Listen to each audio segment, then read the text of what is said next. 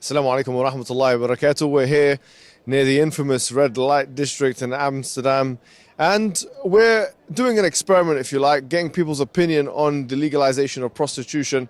And what we're going to try and do is we try and gauge public opinion from our perspective, obviously, as Muslims, right? I mean, we completely are against such legalization. We're going to put a case forward to individuals today and ask them questions, interrogative questions, thought-provoking questions. But one thing should be registered and noted in the beginning of this is that the Prophet Mohammed actually made a prediction. And the prediction that he made was that there will come a time where people have intercourse with one another like donkeys in front of people in the public. And he said in another hadith that as a result of that, there will be a spread of diseases, the like of which had not preceded the previous people. So these were two prophetic predictions of the Prophet, which we are seeing happen, take place. And what more emblematic a place for it to take place than this place here in Amsterdam. So we're going to be asking people about their views on legalization of prostitution. We'll see what happens. All right, so we're just kind of trying to do some research. Obviously, we're near the infamous red light district, and we're asking questions about what people think of the legalization of prostitution. So what's your opinion? You are from this region. I'm from the UK. You're from the UK. Yeah.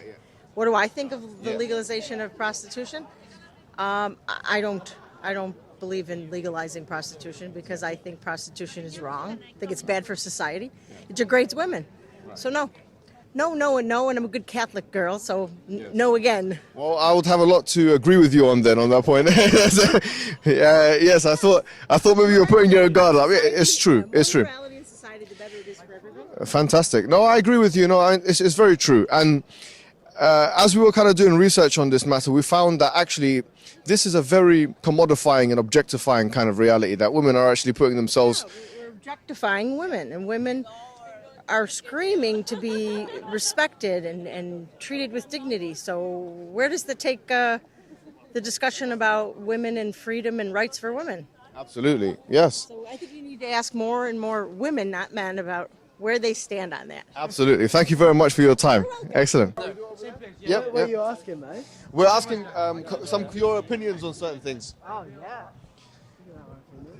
Yeah? All right. So how are you guys doing, first of all? Yeah, we're pretty good.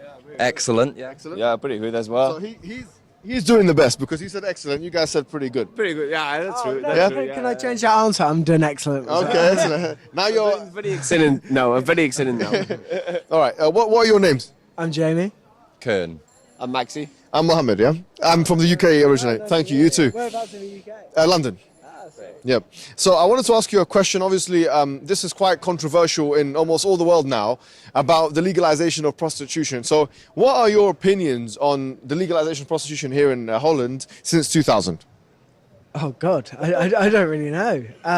What, if it should be legal back home as well, or how? Or are you from the UK? Yeah. Oh, I thought you were doing a really good UK accent. No, the controversy surrounds, and you guys can correct me if I'm wrong, it's whether it should be criminalized here in Holland. There is a discussion about it. What do you are you from the UK as well? Yeah. Yeah, I don't think it should be criminalized.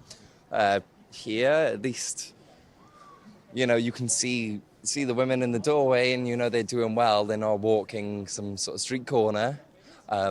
But have you tried anything with those women? Have you experimented yourself? I mean, have you? No. But.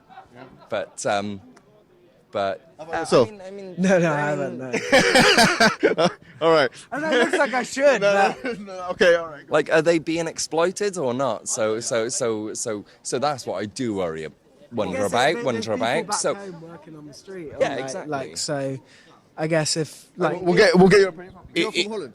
No, I'm French. I'm French. Oh, right, okay. Yeah, and I think if people want to go to the prostitutes, they are going, so shouldn't be criminalized as well. Yeah. Some of the issues concern most pertinently to human trafficking. So so some say that Should be criminalized, yeah, it's definitely criminalized. Yeah. I mean, it's already criminalized. But the issue is that since it's been legalized here in Holland, human trafficking, which entails slavery, like sexual slavery and so on, has increased. Yeah. So that's the main argument that they use against it. One of the main arguments is... Has it increased everywhere, though? Like anywhere, yeah. So one of the studies that has been done in 2013 which is the effect of human trafficking, prostitution on human trafficking, which has been done by Eric Meyer and others in LSE University of, in the UK. And this is also published in the World Development Journal, that they say that actually countries generally which legalize prostitution, alongside the legalization of prostitution, there's an increase in human trafficking as well. Yeah. And those countries like Sweden criminalized it, and there's a decrease in human trafficking in that regard. So having those facts in mind, does that change your opinion a little bit? Yeah, it does a bit. If it was going to increase human trafficking back home, then definitely not. But it was kind of a mindset of saying that it would probably, I thought it would not make as many people on the street or... So yeah, I did vaguely know about some of the issues with the legalization, some of the arguments, but I understand that it could increase human trafficking, but whether prohibition is the right way of doing it, or whether we need more education and more safeguards for women who do decide to do sex work, if they are deciding to do sex work. So I don't think it should be criminalized, because I think you should be able to, if you want to pay for it, if you want to sell it, you should be able to do that. But yeah, I do. Let me put you guys in a scenario which might be a bit weird, all right? This might be a bit weird. I'm not sure if you're intending to use the services here in your holidays, but what I was going to say was that, say for instance, because in this country, right, you have to pay before the services are done, right? So you have to actually pay the money before. And obviously they've got buttons in there and stuff if they feel like they're being raped. So if you have to pay for the services, for instance, right, and you go in, I mean, you're a young lad, whatever, maybe it's not going to happen with you, but you take off your shirt and you start getting ready, and she says, you know what, I'm not attracted to you, get out. But she's already taken your money, right? Yeah. So can you see the issues here? I mean, what would you do in that scenario? Well, can you get a refund? You can't get a refund. You can't get a refund. Well, I suppose... She's taking 50, is it 50 euros or? You don't know? Okay, that was a test, isn't it? How much is it? I have no idea. Oh, okay. It seems to happen. It must happen on the street when it's not like legislated or whatever. So I'm sure, and probably much worse consequences happen. Yeah. I guess it's the same kind of argument with weed. Like, if you legalize it. No, but I think with weed it's a little bit different, because at least you can kind of measure the thing, and there is a physical substance being. Yeah, it's not. Yeah, I guess it is. People and weed are different. Yeah.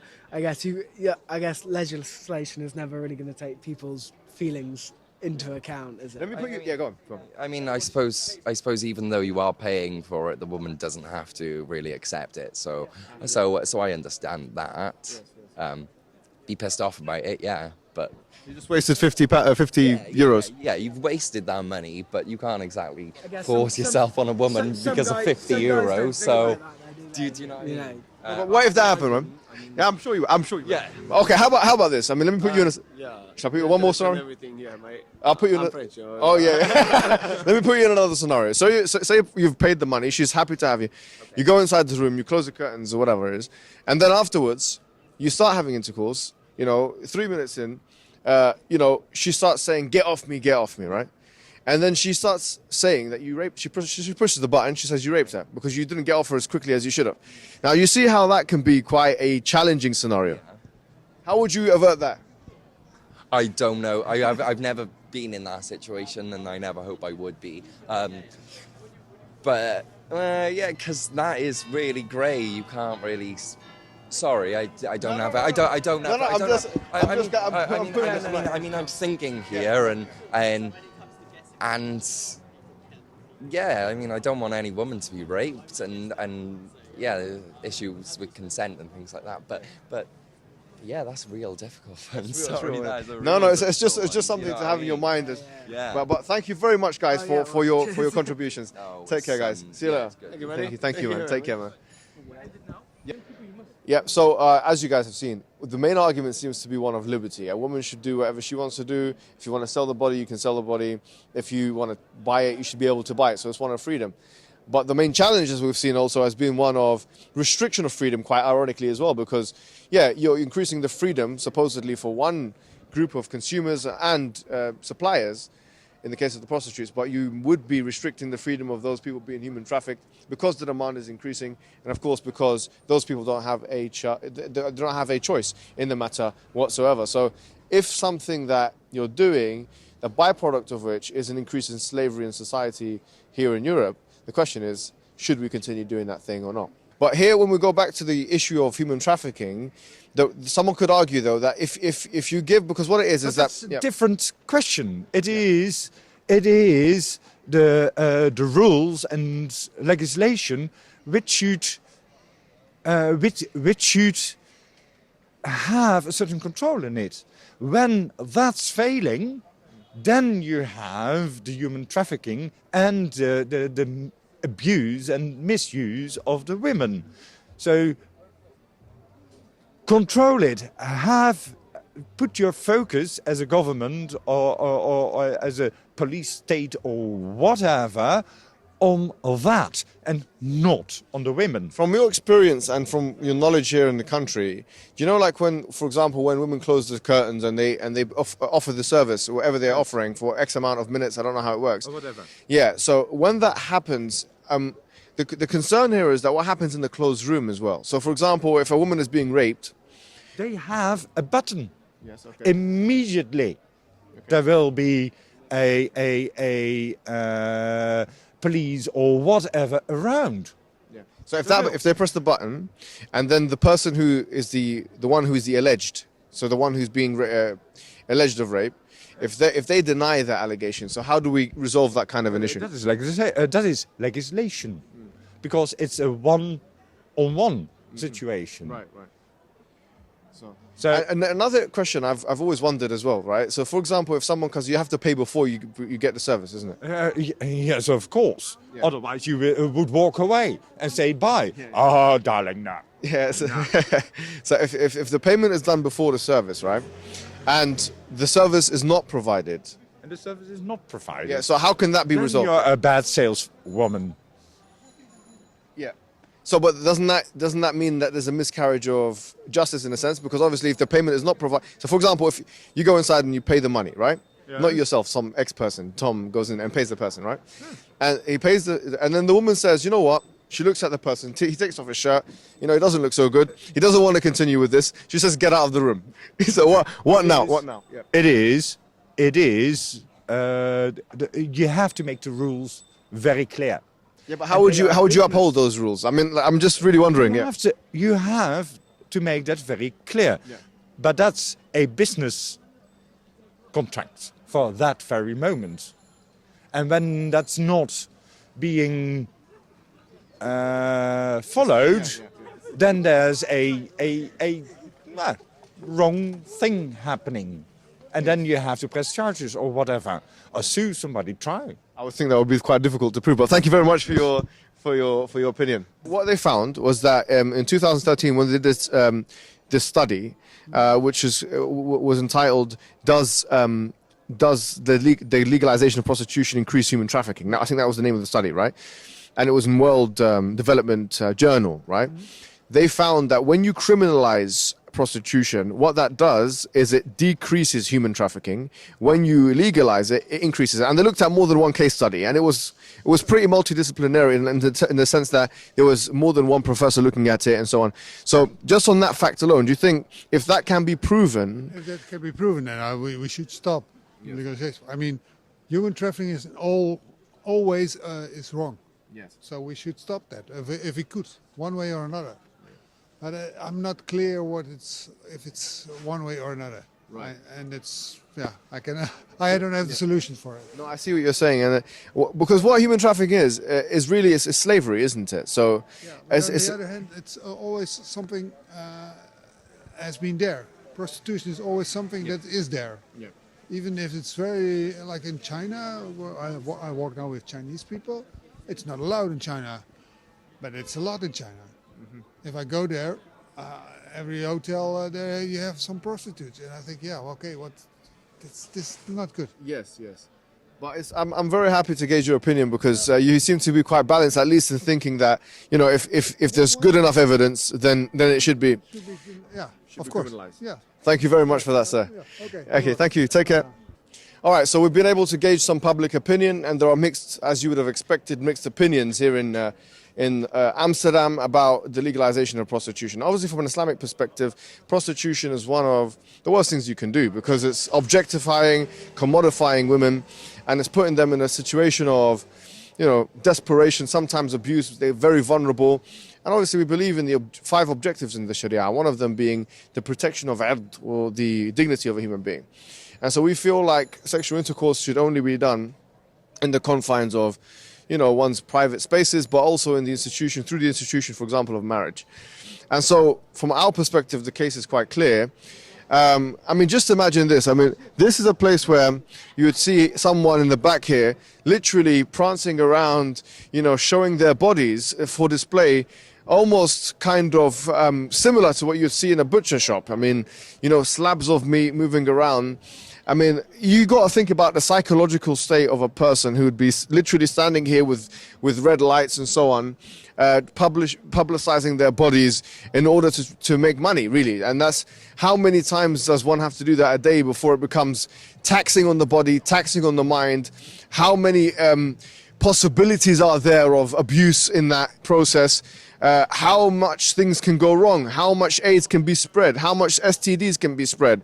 And this, of course, goes back to the prophetic tradition of Prophet Mohammed ﷺ, our prophet, who predicted in the future that there will come a time where people will be having sexual intercourse like donkeys in public. And then people will be doing it and not having anything to say about it. And this society has acquiesced to a high extent to this practice of prostitution, happening in this country, despite the fact, as we've mentioned, that human trafficking has gone up, forced labor has gone up, sexual slavery has gone up, and so on and so forth. So I think I would leave everyone here today with thinking about our purpose in life. How do you become self-actualized as a human being? Is it by, you know, selling your body? I mean, something so that ought to be potentially quite private to you, your physical body, giving that to as many men or women, and unfortunately in the case of Amsterdam, it's men giving it to women for the most part, which is of course a slap in the face to feminism, which talks about equality as well. But all of that being said, what should we do? I think we should go back to basics as human beings and think about what the purpose of life is. And I think that the purpose of life is when you are in line with the divine will, in line with what you're meant to do as a human being in this world. And I don't think it's this. Now, before anyone judges, I mean, we didn't come here in a peak hour or peak time, and we were directed by the locals, of course, to come to areas where there would not be any commodification, publicizing of bodies going on. So, alhamdulillah, we didn't see anything we oughtn't not to have seen. But it was an experience which showed me, unfortunately, the backward elements of European society and civilization, which ought to be remedied by introspection, frankly, and intellection, 2 things which are part of the European project and hopefully can continue to be so. Assalamu alaikum wa rahmatullahi wa barakatuh.